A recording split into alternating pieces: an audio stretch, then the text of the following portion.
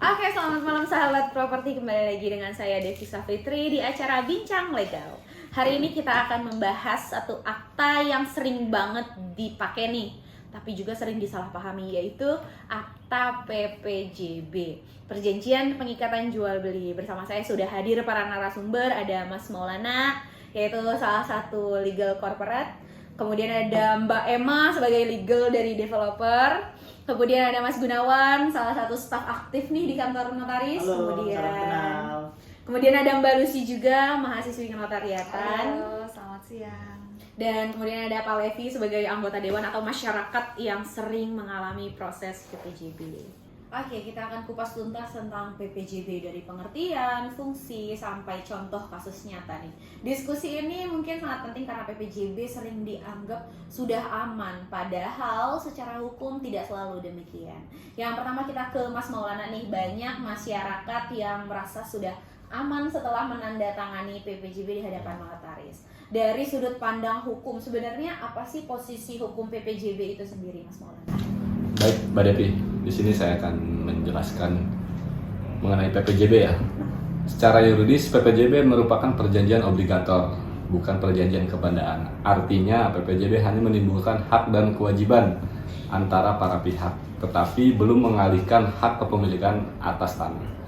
Dalam hukum pertanahan Indonesia, peralihan hak atas tanah baru dianggap sah apabila memenuhi 3 syarat secara kumulatif. Yaitu yang pertama, dibuat dengan akta pejabat pembuat akta tanah atau PPAT.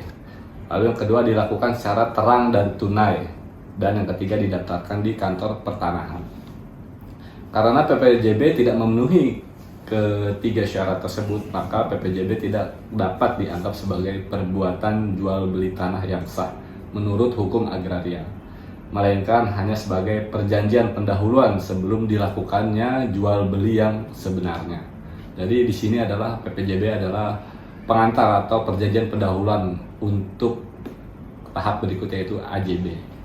Oke, tapi Mas Maulana nih, menurut masyarakat atau masyarakat itu sering berkata, ini kan PPJB notarial, masa tidak kuat secara hukum? Oke, baik Mbak Devi, memang PPJB notarial itu sangat kuat, tetapi kuatnya di ranah pembuktian, bukan peralihan. Bukan peralihan hak ya. Akta PPJB yang dibuat notaris adalah akta otentik sebagaimana pasal 1668 KUH Perdata, sehingga kebenaran formilnya dianggap benar. Isinya mengikat para pihak menjadi alat bukti utama jika terjadi sengketa. Namun perlu digarisbawahi bahwasanya kekuatan akta tidak sama dengan kekuatan kepemilikan. Ini yang sering disalahartikan oleh masyarakat. Jadi intinya itu adalah PPJB itu bukan bukti atau bukan bukti peralihan kepemilikan.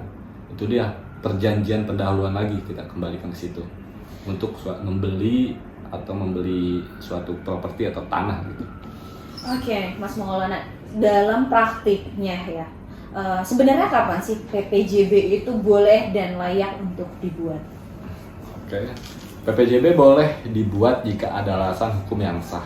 Misalnya harga belum lunas, sertifikat masih dijaminkan hak tanggungan, sertifikat masih proses pemecahan, objek masih dalam proses administrasi. Namun PPJB tidak boleh menjadi alat untuk mengakali hukum.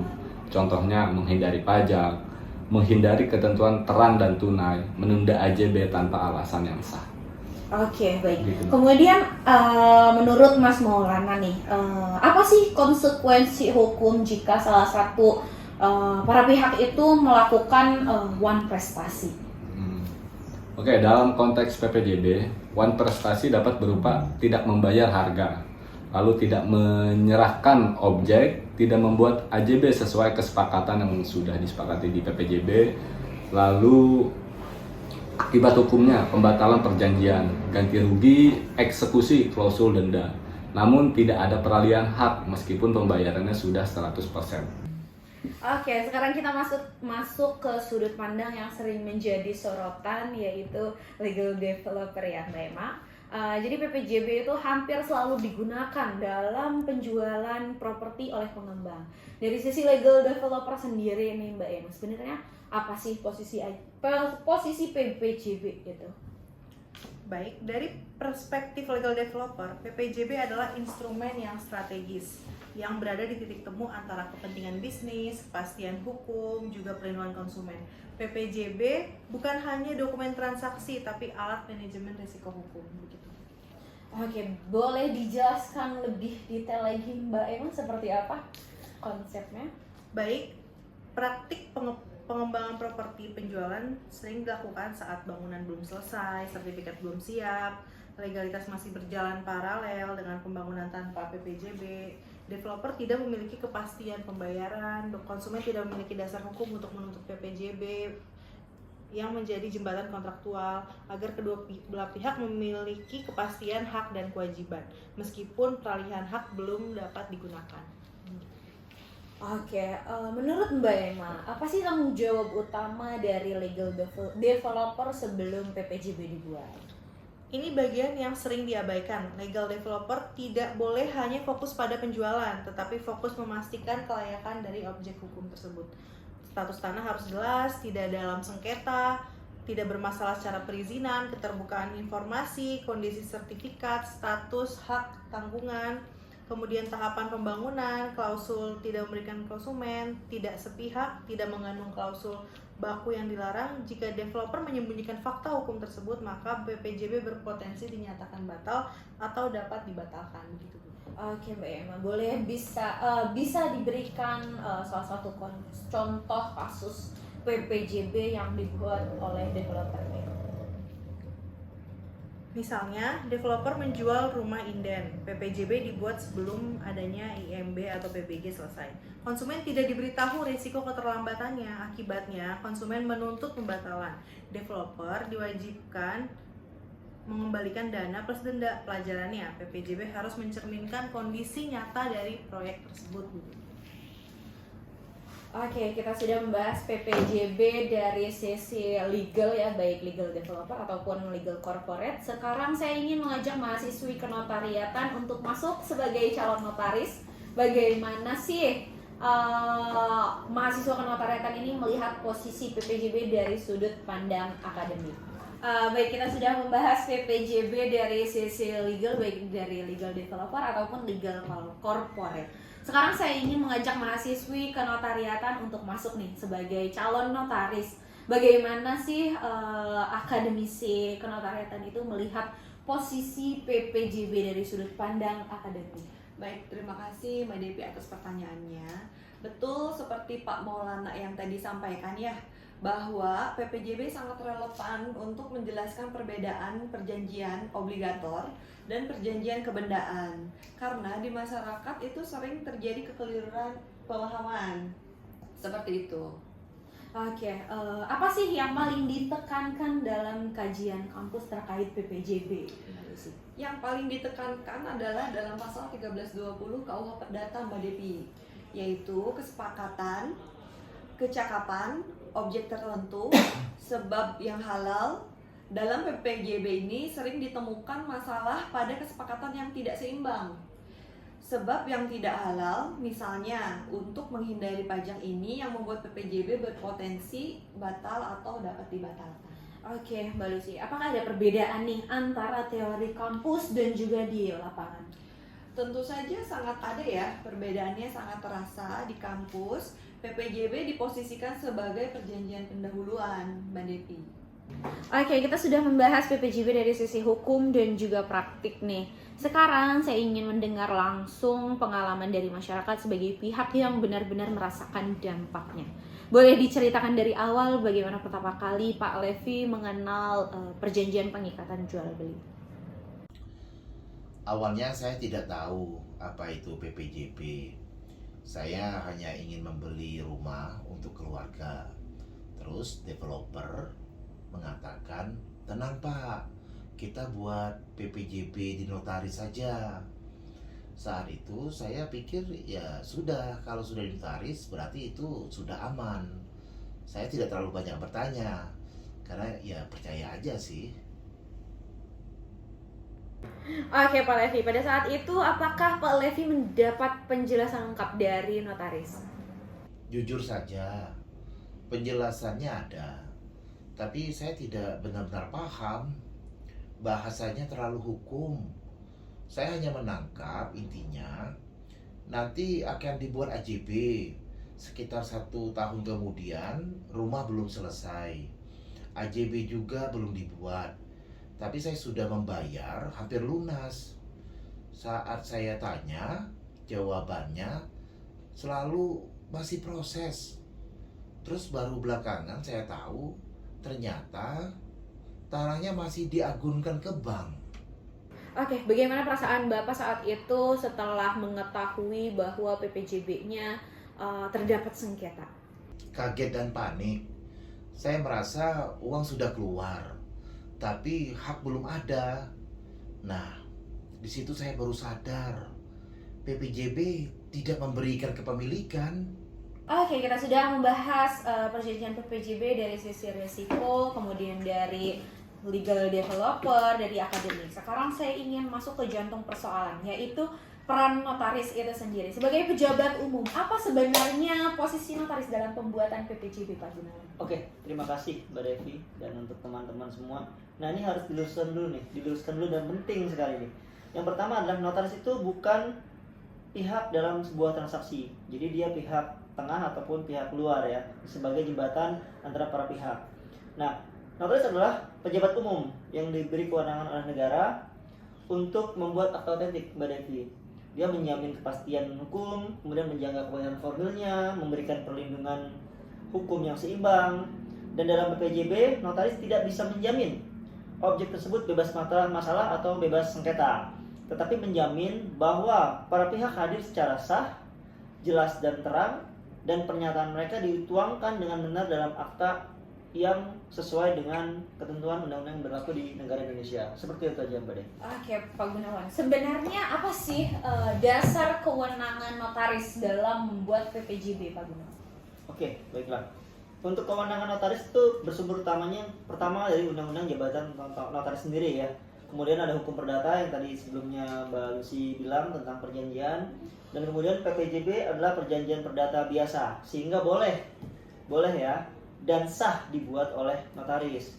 Namun notaris tidak boleh membuat peralihan hak atas tanah dan menggantikan fungsi PPAT atau pejabat pembuat tata tanah, karena itu beda tempat atau beda wilayah. Menyamarkan jual beli itu tidak boleh juga, seolah-olah sudah selesai padahal masih belum on proses. Nah, ini harus batas-batas yang ditegaskan, tidak boleh abu-abu. Jadi harus tegas di situ. Antara notaris dan PPAT adalah batas yang sangat jelas. Terima kasih, Mbak Devi. Oke, Pak Gunawan, secara praktis nih, apa sih sebenarnya yang dilakukan oleh notaris sebelum perjanjian pengikatan jual beli itu dilakukan? Oke, terima kasih. Secara basically atau secara dasar itu notaris itu yang utama itu wajib melakukan uji kelayakan hukum. Baik yang tadi saya bilang sebelumnya dari segi objek, pemeriksaan subjek hukumnya, apakah identitasnya benar, dipastikan KTP sesuai dengan foto yang di hadapan kita, kemudian kecakapan bertindak, masuk dalam usia umurnya sesuai atau belum atau apa, kemudian status perkawinannya, apakah dia sudah kawin, kemudian sudah bercerai, cerai mati, cerai hidup, kemudian ataukah memang dia belum menikah sama sekali. Dan yang ketiga adalah yang kedua itu objek hukumnya, dalam hal ini adalah objek tanah tersebut, apakah sertifikatnya tanah tersebut hak milik, hak guna bangunan atau yang lain, kemudian sesuai nggak namanya, sertifikat dengan nama si penjual, kemudian identifikasi hak tanggungan kalau seandainya dia ada di bank, pasang HT atau sedang diagunkan dalam bank. Yang ketiga adalah pemeriksaan tujuan transaksi, alasannya dibuat PPJB kenapa harus jelas, apakah mungkin dalam proses pemecahan atau mungkin ada proses dia jual belinya secara bertahap, tidak lunas gitu kan. Yang kemudian tahapan pembayarannya tadi saya bilang, kemudian rencana pembuatan AJB-nya kapan mau dilakukan. Jadi itu proses seperti tadi Pak Maulana bilang bahwasanya PPJB adalah awal untuk larinya atau fokus menjadi AJB. Gitu, seperti itu aja. Jadi alasan PPJB itu tidak rasional atau tidak melanggar hukum. Jadi notaris wajib menolak kalau seandainya PPJB-nya itu nggak masuk akal. Gitu, kalau PPJB-nya melanggar hukum ya Pak? Iya betul, sesuai dengan ketentuan undang-undang berlaku. Seperti itu aja Mbak Devi. Pak Gunawan, apakah notaris itu wajib memberikan penjelasan hukum kepada para pihak untuk membuat PPJB? Ya, terima kasih. Menurut saya ya bukan wajib sekali, itu fardu ain kalau bagi Oke. saya gitu kan. Karena notaris itu nggak boleh diam ketika para pihak itu bertanya mengenai masalah hukum, kemudian masalah pembahasan yang para pihak tidak berkenan atau tidak tahu. Jadi itulah fungsi notaris. Karena dalam PPJB, notaris itu harus mewajibkan menjelaskan secara tegas unsur-unsur dalam PPJB, baik pasal per pasal, kemudian keterangan-keterangan terkait, dan kemudian siapa pemiliknya, ini endingnya mau seperti apa, pembayarannya mau kayak bagaimana gitu kan. Jadi seperti itu. Jadi antara para pihak, pihak pertama dan pihak kedua itu sama-sama saling memahami gitu. Karena di situ letak sering terjadinya uang prestasi yang tadi dibilang oleh Mbak Emma atau Bu Iya. Emma kan, itu case-nya banyak terjadi di situ di PPJB. Jadi kalau notaris hanya membacakan akta aja kemudian tanpa menjelaskan, maka fungsi edukasi dari notaris itu malah nggak dijalankan, ya sama aja kayak akta di bawah tangan. Oke. Seperti itu aja. Terima kasih Mbak Devi. Oke, terima kasih Pak Gunawan dan terima kasih untuk semua para narasumber. Kita sudah berada di penghujung podcast Bincang Legal episode kali ini. Oke, kita sudah berada di penghujung podcast legal episode kali ini. Diskusi yang panjang, mendalam, dan yang paling penting relevan dengan kehidupan banyak orang. Hari ini kita belajar bahwa akta PPJB bukan sekedar dokumen administrasi, bukan pula sekedar formalitas sebelum AJB. Jadi PPJB adalah perjanjian hukum yang memiliki konsekuensi nyata baik bagi pembeli, penjual, developer maupun notaris. Baik dari penjelasan legal, kita memahami bahwa PPJB tidak memindahkan hak. PPJB itu hanya menciptakan hak dan kewajiban, dan tanpa AJB kepemilikan tidak pernah berpindah. Ini penting untuk diluruskan karena banyak sekali sengketa properti lahir dari kesalahpahaman dasar tentang PPJB. Dari sudut pandang legal developer juga kita belajar bahwa PPJB adalah alat pengikat bisnis, instrumen manajemen resiko, sekaligus ujian etika dan tanggung jawab. Developer tidak hanya menjual bangunan, tetapi juga menjual kepercayaan. Dan kepercayaan hanya bisa dijaga dengan keterbukaan dan kepatuhan hukum. Kemudian ada dari sudut pandang notaris dan juga proses praktisnya nih. Kita melihat bahwa sebuah akta yang sah tidak lahir secara instan. Ada proses yang sangat panjang. Ada pemeriksaan dokumen, verifikasi data, ketelitian administratif, kemudian ada kepatuhan prosedural. Di balik satu akta PPJB ada sistem kerja yang jika salah satu tahapannya lalai itu bisa berujung sengketa yang sangat besar. Kemudian dari mahasiswa kenotariatan juga kita diingatkan bahwa teori di kampus bukan sekedar hafalan tetapi bekal moral dan juga intelektual untuk menjaga marwah jabatan notaris di masa depan. Jadi PPJB menjadi contoh nyata bahwa hukum bukan sekedar pasal tapi keputusan hidup manusia. Dan yang paling menyentuh dari suara masyarakat nih, kita belajar bahwa banyak orang menandatangani PPJB tanpa benar-benar memahami resikonya.